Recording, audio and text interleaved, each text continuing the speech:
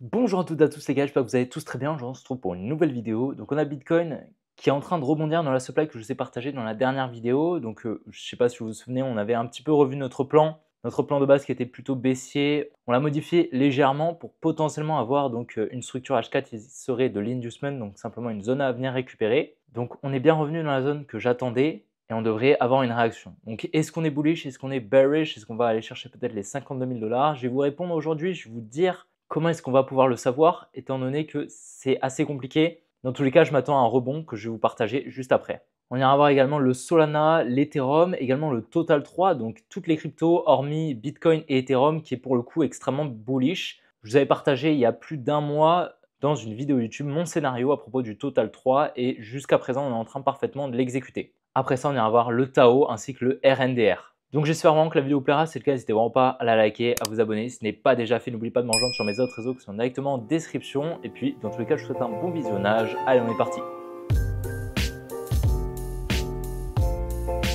Donc je ne sais pas si vous vous souvenez, je vous ai partagé ici cette jolie supply. Donc ce mouvement haussier, ici tu vois, on a un mouvement haussier donc avec ce low et ce high dans un mouvement baissier. Donc ça c'est une jolie supply qu'on avait repérée donc avec le profil de volume à gamme fixe, etc. On avait une belle analyse dessus. On la voit bien en weekly, il me semble. Voilà, c'est ça. Tu vois, on la voit très très bien en weekly. C'est une jolie supply avec de l'imbalance, etc. Donc ça c'est une zone que je t'ai partagée lorsqu'on était ici, donc c'était avant-hier. Donc selon moi, tu vois, on devrait avoir une jolie réaction dedans jusqu'à une zone que je t'ai partagée déjà sur Twitter. Donc on a une jolie réaction, on est revenu parfaitement dedans, c'est magnifique. On est venu récupérer donc les liquidités au-dessus du high qui est H4, comme je te l'ai mis là. On est venu changer la structure, change qui signifie change of character, donc changement de structure littéralement. On est venu donc récupérer la structure, on est donc venu mécaniquement casser la structure H4, mais potentiellement simplement de l'inducement. L'inducement, c'est quoi? C'est simplement une zone à venir récupérer dans une structure. En fait, généralement, tu vois, on a toujours des structures comme ceci.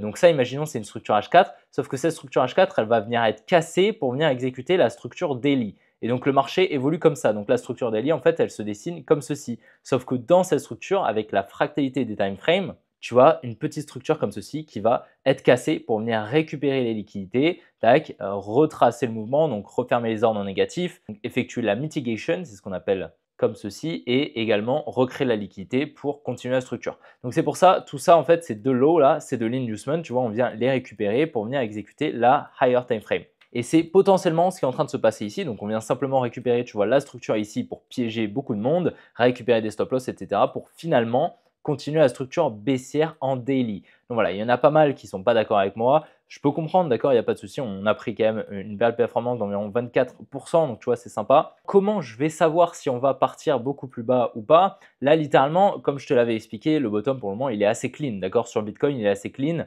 Étant donné qu'on vient récupérer ici les liquidités du double top, donc ça veut dire toute la dump money qui vient rentrer en sell stop, plus les stop loss des longues qui étaient placés sous ce low, pour par la suite effectuer potentiellement un mouvement haussier. Donc ça, c'est potentiellement un bottom, hein, d'accord? Il y a des probabilités qui sont plutôt fortes pour que le bottom soit déjà posé sur le Bitcoin, d'accord? Je le sais, d'accord? Et justement, je ne l'exclus pas du tout.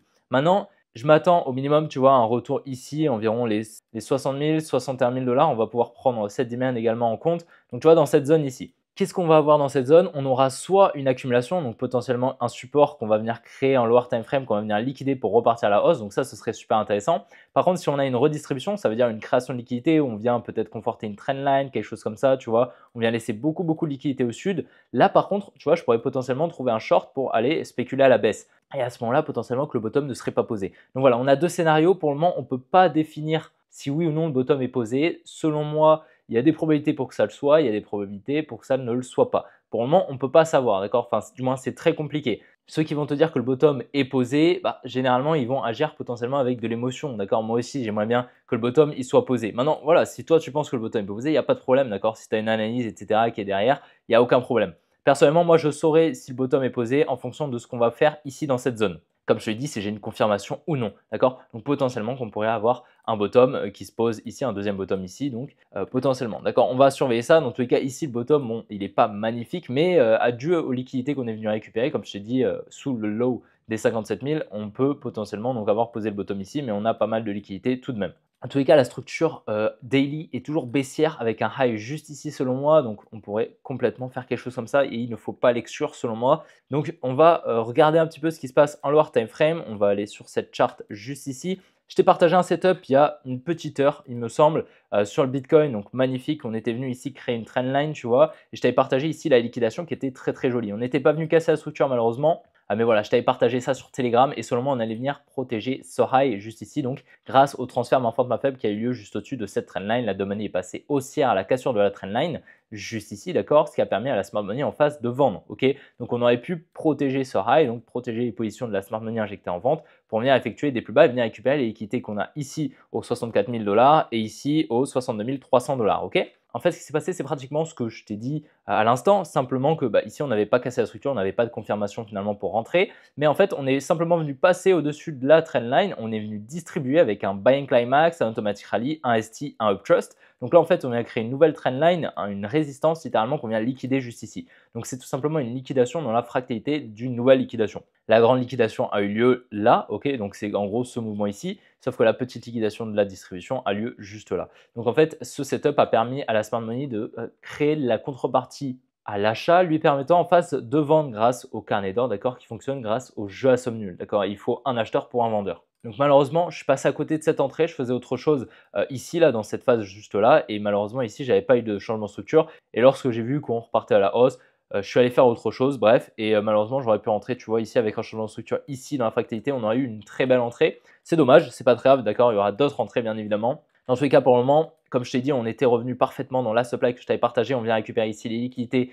juste là des 64 000 $. On devrait venir récupérer les liquidités ici aux 62 300 $ selon moi. Et on devrait venir récupérer la demand que je t'ai partagé juste avant la zone juste là. Et c'est dans cette zone qu'on verra si oui ou non on a posé le bottom. Justement, si on a une confirmation ou pas, une accumulation, potentiellement une redistribution. C'est pour ça, c'est vraiment important. Dans tous les cas, je pense qu'on aura le retracement. Selon moi, c'est très probable dû aux liquidités qui ont été laissées, etc. Et puis là, le setup qu'on est en train de faire qui est très très joli. On a une jolie distribution ici avec un buy climax, un automatic rally, un ST, un uptrust. Elle n'est pas très facile à voir, mais en gros, on a une résistance ici qui est créée, une espèce de trendline juste ici qu'on a liquidé. Donc voilà, ici on a une jolie distribution avec une trailing range qui serait donc juste là, au niveau de l'automatic rally, juste ici, donc au niveau des liquidités, littéralement. Donc on devrait venir tranquillement récupérer tout ça. Donc c'est un joli setup et justement il devrait nous permettre d'aller chercher un petit peu plus bas et même potentiellement, comme je t'ai dit, la demand des 52 300. Parce qu'en fait, le low ici qu'on a, le bottom, il ne revient même pas ici dans la demand, c'est assez dommage, tu vois, on vient laisser un peu de fair gap, et on revient même pas ici dans cette demand, donc c'est assez dommage.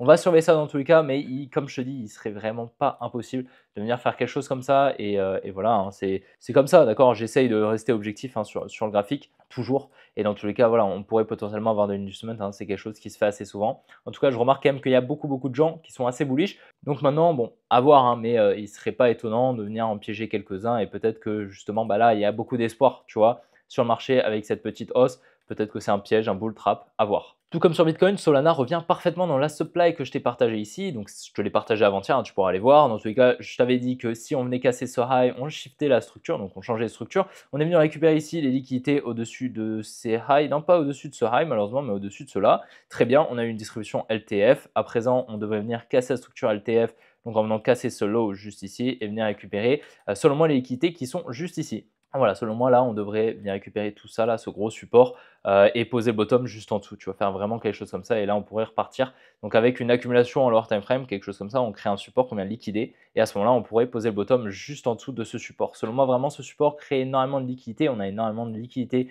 qui sont accumulées juste en dessous.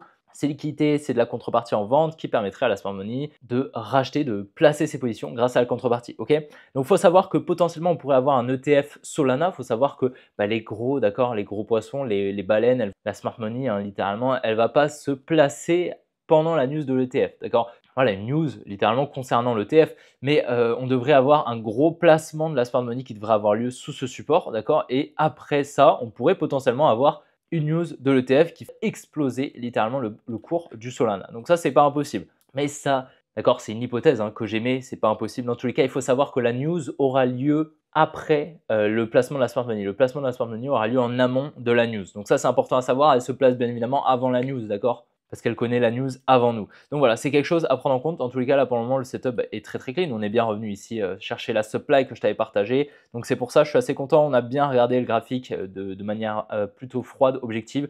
Là, on a pas mal de liquidités en lower time frame. Tout ça, c'est des lots à venir récupérer. Et le gros support surtout en higher time frame. Je suis assez confiant honnêtement sur cette analyse. On devrait venir récupérer ce support. Sur l'Ethereum, beh, c'est très bien également ce qu'on fait, tu vois? C'est magnifique. On revient très bien chercher le bloc que je t'ai partagé lorsqu'on était là. C'était vraiment quand on était là que je t'ai dit: «Un retour dans ce bloc est intéressant». On avait de la Fair Gap et cetera. On avait ici également cette trendline. Cette trendline que je t'avais partagée avant-hier, OK? Donc, on a potentiellement eu un gros transfert main forte main faible qui a eu lieu juste au-dessus de cette trendline, d'accord? Parce que cette trendline, en gros, c'est une droite de tendance qui définit la tendance pour la dumb money, OK? Donc nous, on regarde ça de manière un peu plus froide et en fait, lorsqu'ici on vient casser la trendline, la dumb money passe haussière. Ça veut dire qu'elle va émettre des ordres en achat sur le marché. En face de ça, la smart money peut vendre. D'accord? C'est un setup qui est créé par la smart money pour récupérer de la contrepartie et inciter la dumb money à se placer. Donc on est bien venu protéger le high que je t'avais partagé, donc ça c'est clean, et liquider cette trendline. On a eu une distribution LTF qu'on va pouvoir remarquer juste ici. On a ici un buying climax, un automatic rally, un ST et un uptrust. On vient en fait créer un support juste là, tu vois, avec le buying climax et le secondary test, tu vois. Donc très bien, on vient donc créer le support, créer de la contrepartie qu'on vient liquider, on vient tout récupérer et puis ensuite on effectue le mouvement baissier. Donc ça, c'est comme ça que la smart money, elle se place avec une jolie distribution et un setup lower time frame. Tout comme sur Solana, pour moi, l'objectif ici, c'est les 2700 $. Donc la demand assez pertinente juste ici, selon moi, c'est vraiment ici qu'on devrait avoir le bottom. Et ici, tu vois, on a un énorme support, hein, tout comme sur Solana. Donc, une incitation pour la domonie à se placer à l'achat, hein, tout simplement. Et donc, énormément de liquidité qui se place juste en dessous. Donc, selon moi, c'est vraiment haute probabilité qu'on vienne chercher tout ce support. Maintenant, bon, voilà, hein, c'est les probabilités, peut-être qu'on peut partir sans. Personnellement, je pense que c'est peu probable, comme je te l'ai dit. La récupération du support, la liquidation du support est haute probabilité. Pourquoi? Parce que ce support n'est pas créé pour rien, d'accord? Si la Smart Money a créé ce support, tu le vois, c'est pas un support qui est fait au hasard, hein. Il y a des equal lows qui sont parfaits, ok? C'est vraiment pour que la dumb money elle se dise waouh, ce support est vraiment solide, ok? Il y a vraiment des equal lows parfaits. Là, ce low, il est au même niveau que celui-ci et ce low également. On a vraiment des equal lows parfaits. Il n'y a rien qui passe en dessous, il n'y a rien. Donc, si ce support a été créé, c'est pour inciter la dumb money à se placer tout simplement et mettre son stop loss juste en dessous. Et puis, lorsqu'on va venir le casser, eh ben, la dumb money va se placer en vente tout simplement. Et donc, la smart money pourra récupérer la contrepartie et par la suite, on devrait effectuer le bottom que j'attends selon moi sur l'Ethereum. Le Total 3, très intéressant également. Donc, faut que je te remémore un petit peu le setup que je t'avais partagé. Donc voilà, on avait ici cette vidéo que je t'ai partagée il y a 3 semaines où en gros, je te partageais le setup du Total 3. On était ici en train de créer un support juste là. Donc, je m'attendais à la liquidation du support. On revient dans le demand et ensuite on repart. Donc, je vais te montrer ce qui s'est passé, hein. Donc, ça, je te l'ai partagé juste ici. On est venu créer ce support, hein. Donc, moi, je te l'ai partagé juste là. J'attendais la liquidation. On est bien venu liquider le support. Donc, passer sous le support. On est revenu dans la demand que je t'ai partagé. Et par la suite, on est venu shift la structure. Donc, est-ce que le bottom est posé? Selon moi, oui, d'accord, parce que clairement, le setup est magnifique. On a énormément de liquidité au-dessus de ces highs et on devrait continuer la hausse. Maintenant, est-ce que le bottom est posé sur tous les altcoins? Je ne pense pas, d'accord? Tu as bien compris. Il y a notamment Solana, Ethereum et Tao. Selon moi, il y a peu de probabilité que le bottom soit posé. Maintenant, il y a d'autres setups, d'autres cryptos, notamment XRP, que je t'avais partagé, qui ont potentiellement trouvé leur bottom. Donc, tu vois, on n'est pas forcément obligé d'aller chercher un nouveau low sur le Total 3. Juste pour te donner un exemple, ici, tu vois, entre ce high et ce high, on a environ moins 35% de baisse, d'accord? Si on va voir le Tao, d'accord, combien est-ce qu'il a fait de baisse entre le top et le bottom? Il a fait moins 75% de baisse, d'accord? Donc tu te doutes bien que le Tao peut perdre, je ne sais pas, hein, il peut perdre environ 50%. Voilà, on n'est pas vraiment à 50%, on est plus à, voilà, ça aussi, on est à 50%. Donc le Tao peut perdre 50%, mais le Total 3 peut perdre, tu vois, peut-être 12%, d'accord? C'est pas impossible. Donc on va surveiller ça dans tous les cas. Selon moi, le Tao, bon voilà, on a quand même un gros niveau de liquidité à aller récupérer, qu'on on va aller voir juste après. Donc voilà, sur le Tao, on a bien effectué la hausse que j'attendais ici, tu vois, donc on avait des liquidités ici, on est venu récupérer le high juste là, je m'attendais à la récupération donc de cette fair gap en vert et un retour dans la supply. On n'est pas tout à fait venu chercher la supply, tu vois, mais en fait, c'est juste que la supply était un peu trop raffinée, on l'aurait comme ceci, la supply, tu vois. Donc on est bien revenu dedans, on est bien revenu dans la fair gap juste là.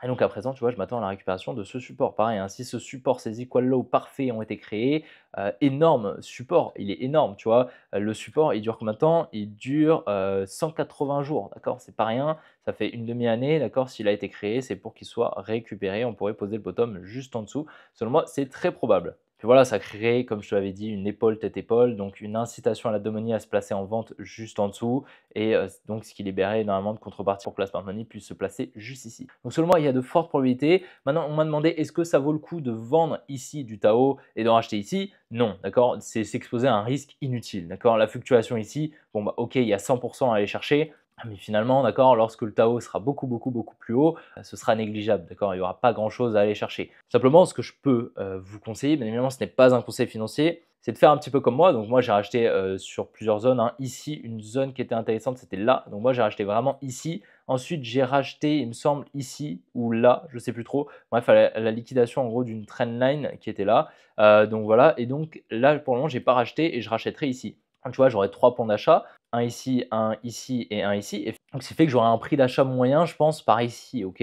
Par là. Pourquoi? Parce que je vais beaucoup plus allouer ici, d'accord? Comme je t'avais dit, hein, j'alloue un petit peu ici, j'alloue un petit peu plus ici et j'alloue beaucoup plus là. Donc, tu vois, je vais injecter beaucoup plus de liquidité ici, ce qui fait que mon prix d'achat moyen, il devrait être par là, ok? Tu vois. Donc, ça fait quand même un joli point d'entrée. Et je pense que vendre ces TAO, bah, c'est pas pertinent, d'accord? C'est pas pertinent, tu t'exposes à un gros risque, déjà de potentiellement avoir peur de racheter sous le support, d'accord? À moins que tu mettes l'ordre limite, bon, écoute, pourquoi pas. Maintenant, vendre la totalité de ton Tao, c'est assez agressif et tu t'exposes à la probabilité, selon moi assez faible, d'accord? Mais c'est selon moi, c'est mon analyse, d'accord? Qu'on parte sans récupérer le support. Moi, c'est la probabilité est faible, hein, comme je t'ai dit. Mais voilà, bien évidemment, c'est toi qui vois, hein, mais selon moi, le risque est beaucoup trop élevé. Sachant que là, on est quand même plus proche du bottom que du top. Et même si tu as un prix d'achat moyen ici, tu es quand même à x2,5 de l'ATH. Donc voilà, il y a quand même des performances très intéressantes à aller chercher, sachant que l'ATH, à mon avis, voilà, on est très loin de l'ATH du top du bull run, hein. Selon moi, sur le Tao, vraiment, on a des très grosses performances à aller chercher.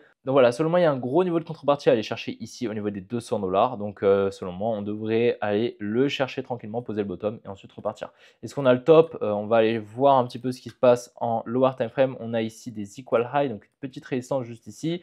Donc dommage, ça perd un petit peu des probabilités. Par contre, on est venu donc casser le low juste ici. On devrait venir récupérer un petit peu les liquidités qu'on a en dessous de tout ça. La prochaine zone intéressante où on pourrait potentiellement poser le bottom, ce sera ici, à la zone des 270 $. Ok, on pourrait potentiellement poser un bottom, d'accord, si on ne vient pas récupérer le support. Selon moi, c'est peu probable, comme je te l'ai dit. Sur le RNDR, le setup est un peu moins clean, enfin du moins le support est moins clean. Ici, on a un support, hein, tu le vois. On a quand même ici des equal low parfaits, juste ici, donc de la liquidité. Et donc ce gros support ici qui dure depuis un moment, ça fait environ 130 jours, tu vois. Donc c'est un gros support également.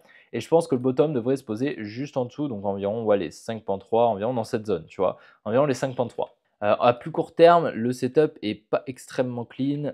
Qu'est-ce qu'on fait? On est en train d'accumuler énormément de liquidités au sud là avec tous ces lots, ce qui fait qu'on pourrait potentiellement avoir une grosse accélération baissière, tac, venir liquider tout ça, une petite panique sur le RNDR. Ensuite, on repart tranquillement une fois avoir liquidé le support, hein, tout simplement. Voilà, là, qu'est-ce qu'on fait? On fait une trendline au nord, une trendline au sud. Juste ici, on vient liquider dans un premier temps la trendline au nord. On devrait venir récupérer la trendline au sud et donc avoir l'accélération que j'attends, que je viens de te partager. Donc à surveiller sur RNDR, mais dans tous les cas, je pense pas que le bottom soit posé, tout comme sur Tao et Solana et Ethereum. Donc voilà, j'espère vraiment que la vidéo t'a plu. Si c'est le cas, n'hésite vraiment pas à la liker, à t'abonner. Si ce n'est pas déjà fait, n'oublie pas que je te partage simplement mon analyse. Si tu as une analyse différente, il n'y a pas de souci. Dans tous les cas, moi, je te partage tout ça à titre pédagogique, d'accord? C'est pas du tout pour te donner des idées d'investissement, etc. Je te donne simplement, voilà, moi, mes connaissances. Maintenant, t'en fais ce que tu veux, d'accord? Et voilà, si tu as envie de me dire que t'es pas d'accord, il n'y a pas de souci. Tu as le droit de le dire en commentaire. Mais donne-moi des arguments, quoi. Je veux voir des arguments, je veux voir quelque chose de pertinent, d'accord? Pas juste, voilà, je suis pas d'accord, je pense que tu dis n'importe quoi, ça ne sert à rien. Et je pense que même pour les autres, hein, ça ne sert à rien. S'il y a des gens qui veulent aller voir un petit peu les commentaires, bah, je pense que c'est intéressant, tu vois, d'avoir un avis différent, bien évidemment, mais avec des arguments toujours. En tout cas, peu importe si on a posé le bottom ou pas, en fait, ça nous importe peu parce qu'on s'est placé déjà en amont, d'accord? C'est comme ça qu'il faut faire, hein. On s'est placé là où beaucoup avaient peur d'acheter. Et donc on a déjà nos points d'entrée, on a déjà notre bateau qui est sur l'eau et il suffit simplement que le vent le pousse. Donc là, tout ce qu'on fait, c'est simplement de l'optimisation, voir peut-être si on peut avoir un point d'achat un peu plus intéressant pour lisser un petit peu le prix d'achat moyen qui est déjà très intéressant. Également potentiellement avoir une entrée avec du levier, c'est ça qui va être également intéressant, mais c'est de l'optimisation. Vraiment, c'est le petit truc qui va pouvoir nous permettre de multiplier nos gains, mais c'est encore du bonus, d'accord? C'est que du bonus. Pour le moment, on s'est placé et voilà, il n'y a plus qu'à attendre.